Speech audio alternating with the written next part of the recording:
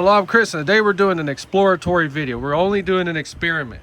I've been in the Nitro RC about a year, and the thing with Traxxas I've hated the most are people that talk about putting a 2-speed transmission on a single speed. And you get all excited and there's nothing on it. Nobody's even tried it. There's one video where a guy claims it, but he doesn't show anything that was done. So how do I know if it's just some dubbed in audio? So this is a Nitro Slash. So $117, but there's no engine on it. But the body is in very, very good shape. So it looks like it was probably left in an open garage or something. The engine's missing, motor mounts broke. But when you see this, you also have to turn your brain on. It's not just missing the freaking engine. It's missing, well, needs a motor mount, easy start, exhaust, pipe, everything. It's a lot more than just an engine missing on here. And today's test, we're gonna see if we can put a JATO 2-speed on here, or we might bust out a Fortec and just see what we can do to put a 2-speed on here. Now, I'm gonna tell you right now, this thing does not need a 2-speed. The stock tune, factory initial tune on the carburetor, this thing will pull freaking wheelies at wide open throttle. And it's actually kind of annoying. It flips over. Of all Nitro RC cars, this is probably one of the lighter ones. And the fact is, they didn't put a 2-speed on here because it did not need one.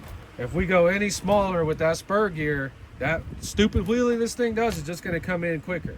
But it would be really sick to hear this thing hit 2 speeds. You hear everybody talking about JATO, that's your go-to. Well, let's look at a JATO. They always look at it, no, wrong. Look at it from the butt, or the bottom of the butt. So you can clearly see right here that we have all the bolting parts down the center to transfer this pattern onto this. And then that way we can put the whole butt of the JATO, like the whole everything on that. So that would be an experiment to do, but I don't want to cut up a JATO. That's probably my worst one. And it's all complete and runs. So a Fortec. All right, so remember where you look.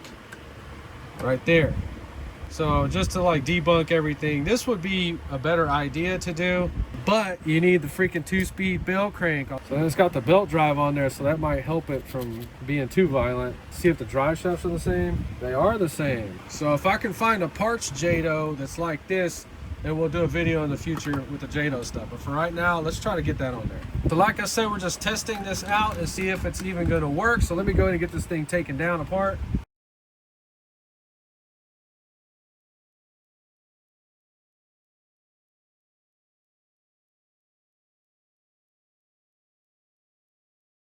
We're gonna have to end this video because this right here is a very, very stupid idea, and that's why you don't see these on the internet. So the best idea I can come up with is running a Nitro Fortec.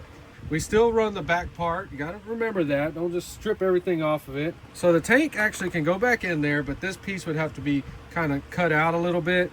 It wouldn't affect anything because you see, and you're gonna have to carve it out a little bit, but it will definitely work 100%. So we have the slash arm in there. That was the most important part, and it clears 100%.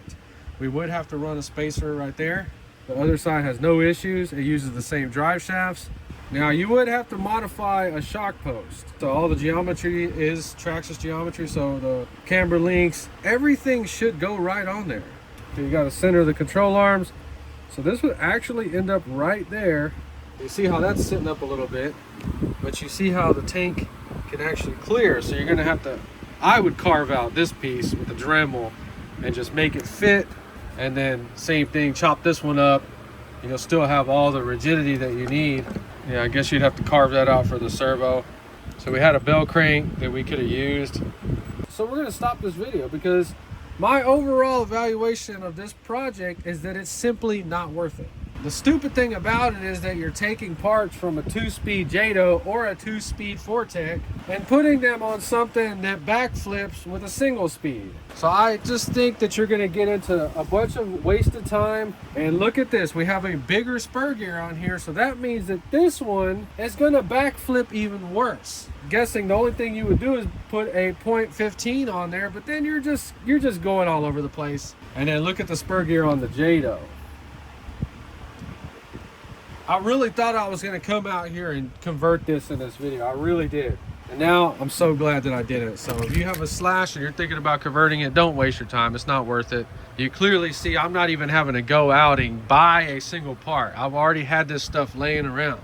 So I have this OS 18. It does have the carburetor with it. So I guess I'll put this one on it, and you'll see it in a future video. I'm hoping that this is not as violent as a 3.3, but maybe has some more top end, you know, like it comes in, you know, slow and then hauls butt instead of just backflipping. I hate freaking backflips. And I guess we'll try it out on here first, and this was eventually going to make its way to a Fortec. So all right, well, like I said, I'm glad I made this because I've been thinking about this, oh my god, at least once a month for the past year on how to get a 2-speed on here. Now, after actually getting this close to doing it, I wouldn't even waste my time. If you enjoyed this video, please like and subscribe, and thanks for watching.